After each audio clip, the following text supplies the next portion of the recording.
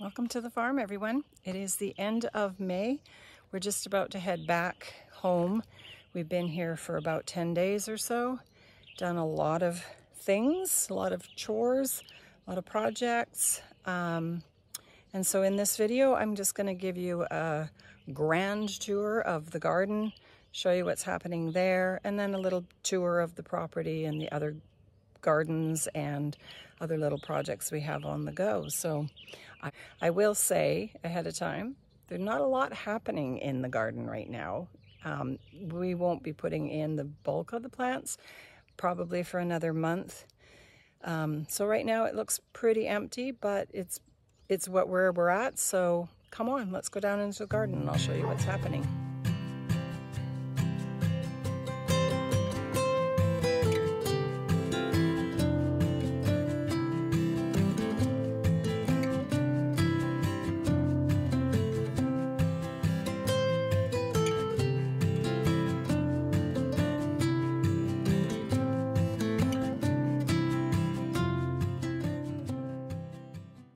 Okay, I had to take a break there because the electric fence is on, and I've learned that it's not a good idea to try to one-hand the electric fence and then climb between the wires with a phone camera in your hand. So, mostly, I'm gonna say the garden is covered up in either black plastic or landscape fabric, and landscape fabric is not my favorite thing. However, weeds are also not my favorite thing. At any rate, what we've done is gone through and we have clipped and turned over all of the beds that had cover crops on them. And mostly they've had some manure added, and then the black plastic's gone over the top. We're going to be back in about a month, and at that time we will get all of the tomatoes and peppers and squash and corn all planted, and hopefully having the plastic on it will give the beds a chance to break down all of that green cover crop and also maybe kill some of the weed seeds. So it should get pretty hot underneath there. This little section up here we left uncovered because there's some potatoes growing, and I did not plant them. Well, I planted them a couple of years ago and obviously didn't harvest them all. But we also have, it's so bright I can hardly see in the camera here, so I don't know if I'm showing you very well or not, but look at the dill. A whole lot of dill just decided to come up on its own. It's so lovely. Anyway, so we just left that section for now. When we come back up end of June, beginning of July, we will pull out any potatoes that happen to be in there and maybe transplant the dill, and then this will all be tomatoes. This area is garlic, and I'd have to go back to find exact numbers, but I'm gonna say there's somewhere around 270 270 garlic bulbs in there, and they're doing phenomenally well. This is an area that we put down landscape fabric, and then I actually chipped up a whole bunch of tree branches and made the mulch. So hopefully this is what all the pathways will eventually get to be. So we got lots of savory and strawberries. I think that must be a regular strawberry because it's awfully big, but some of these strawberries are just little wild ones, so they put out teeny tiny fruit, but they're really delicious. So more savory. We got a big thing of oregano, and we got some lemon balm. Lemon balm is a bit of a bully in the garden. She gets going and it's hard to stop her from climbing into all the other beds. She's a hussy of a herb. Anyway, this down here is more strawberries. These ones are they're doing okay, not great. and rhubarb I harvested last time I was here. Got a ton of rhubarb. And then there's some more strawberries that are trying to put on little berries. Hopefully we'll get to eat some and not just be feeding birds. Okay, down here, spin you around. This bed has, I think, 160 onions, all Spanish, just boring, but that's okay. And then down here, this bed has got 3 different kinds of potatoes, just to try something new and different this year. See if I can remember them. There was a banana, a French fingerling, and a Russian blue. Yeah, Russian blue. And then down there is 22 chieftain potatoes that I planted.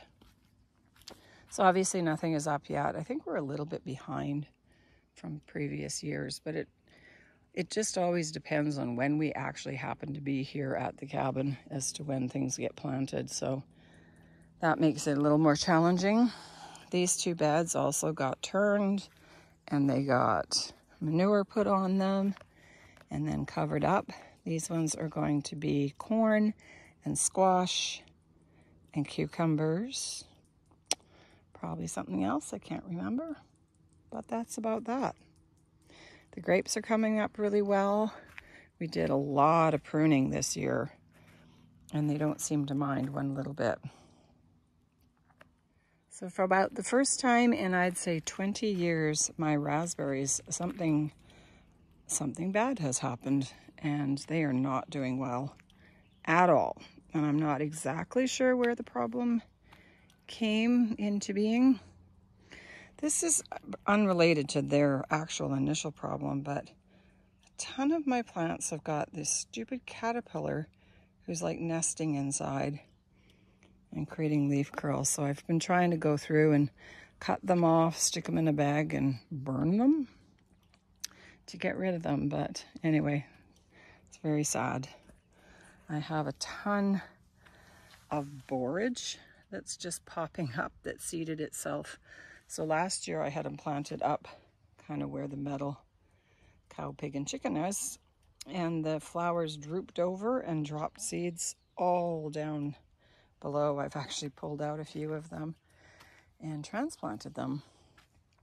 And then these are the Jerusalem artichokes or sunchokes. They're doing kind of as well as they always do. So my big hope is that I can continue to run the chipper and get more mulch and cover up all of these beds, because I really don't like the look of the black landscape fabric, but you do get to a point where you can only battle the weeds for so long. So anyway, that's been the garden. Like I said, not much happening, but getting all of the cover crop kind of cut down and then turned and fertilized and all that. It was a big job. It just doesn't look wonderful until things start to get planted in it. So anyway, that guy up there, his name is Lefty. Lefty is our scarecrow. So far he's doing a great job. So you'll probably see Lefty in more videos. Bye, Lefty. So let's walk through and I'll just give you a kind of a real quick tour of the rest of the property. So, big bee chasing me. So chicken coop is just empty at the moment because we don't get our chickens until the end of June or beginning of July. However, from what I hear, they're doing quite well. All of that weeds and stuff growing in there, we're obviously going to leave it because the chickens will love it.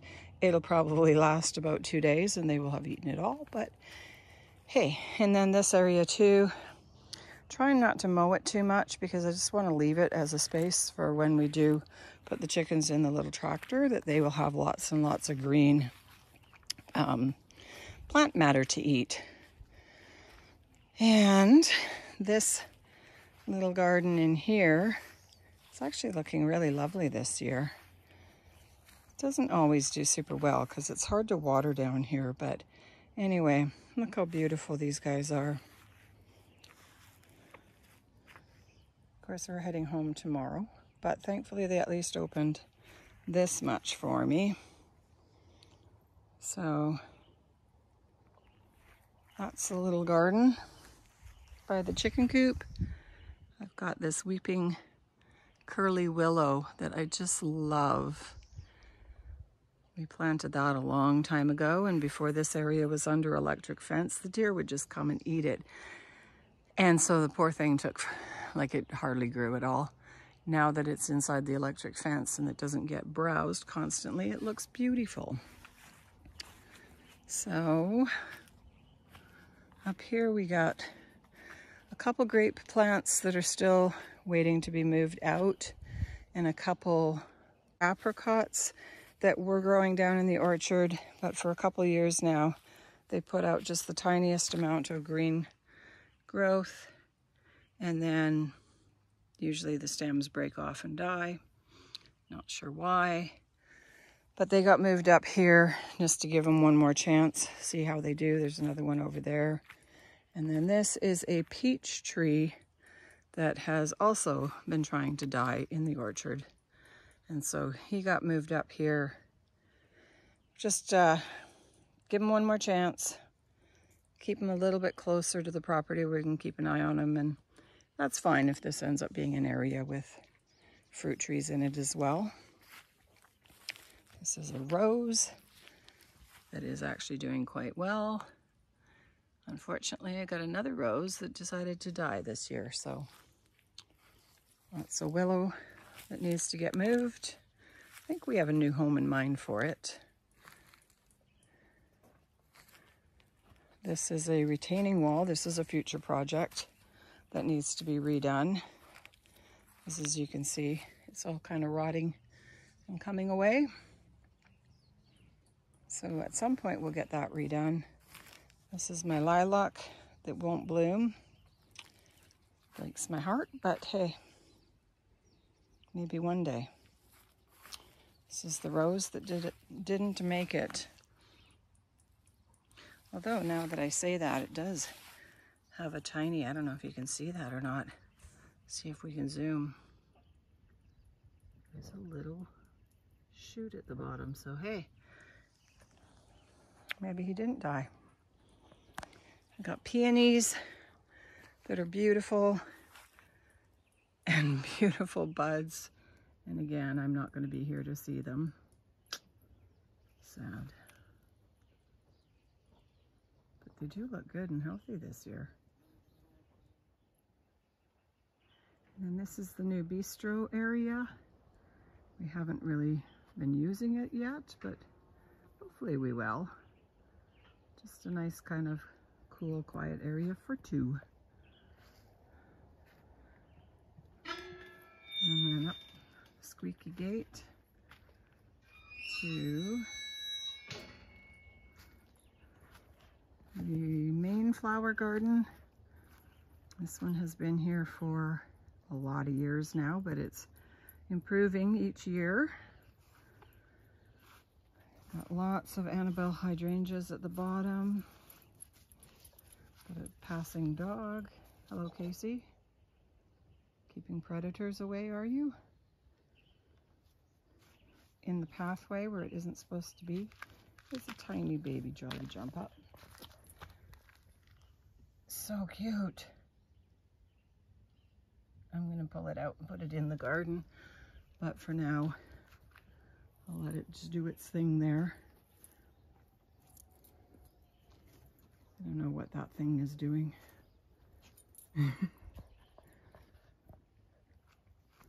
So that's the backyard. This is the fairy garden. Fairy garden has a bit of a growing collection of habitants.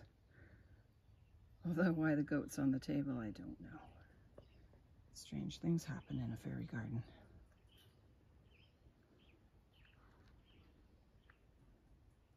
One of the things that I found is that when we started putting flowers in, a lot of areas were quite shady.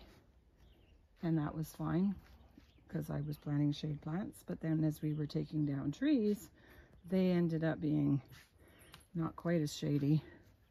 And so I've been lately having to relocate things like hostas and that. So this is another garden that's going to get more hostas because I have some growing in an area that's just got way too much sunlight. So that's the old kids' playhouse.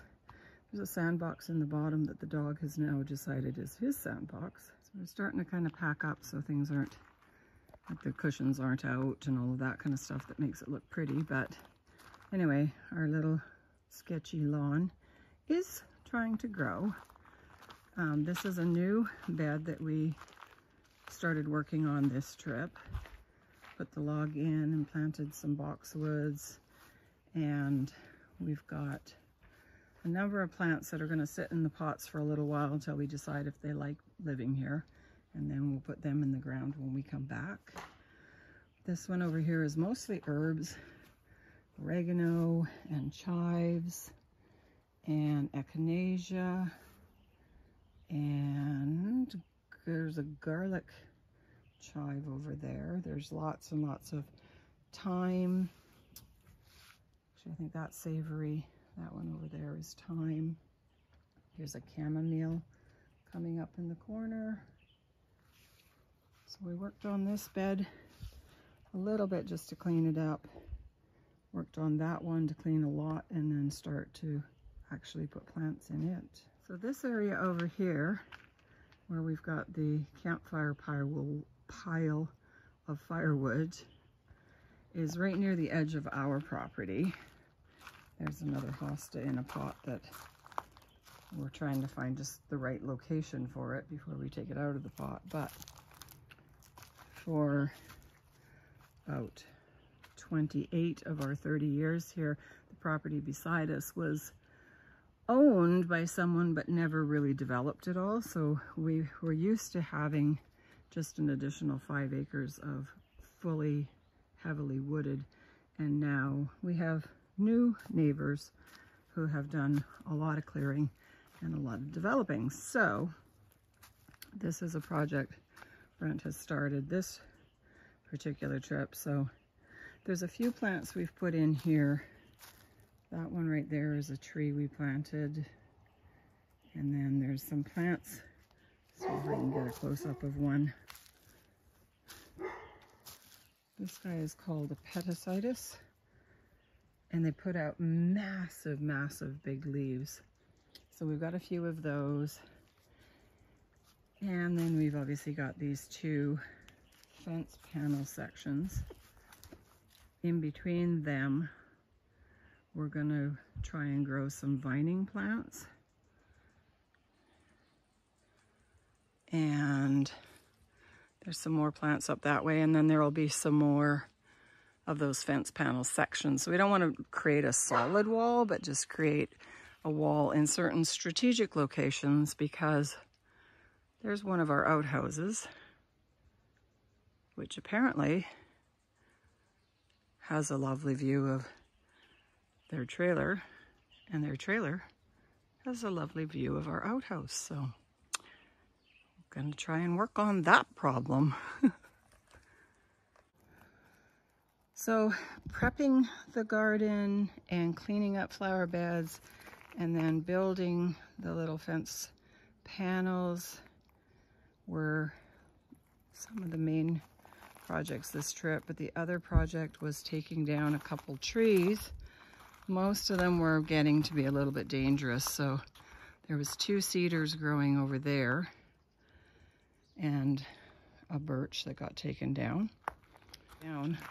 This is all of the branches that I'm hoping to get the chipper in and just to chip them all up, because the mulch is awesome to have, but it is a ton of work. And we'll go around the truck. Over here we had a big fir and 2 birch trees that were kind of leaning in various precarious directions. They got taken down behind this outhouse, And if you can see over there is the woodshed. Behind those two structures back here was a massive birch tree that was leaning directly over top. So that was a real challenge to get that one down. So that's it. That's what we managed to get done this trip. Like I said, it is sort of the end of May and we'll be back in about a month. And that's when things will really transform and the garden will start to actually look like a garden. And with the chickens, it will actually start to look like a farm. So thanks for coming along on this long-winded tour of mine today. And I hope you'll join us on the next one. Bye-bye.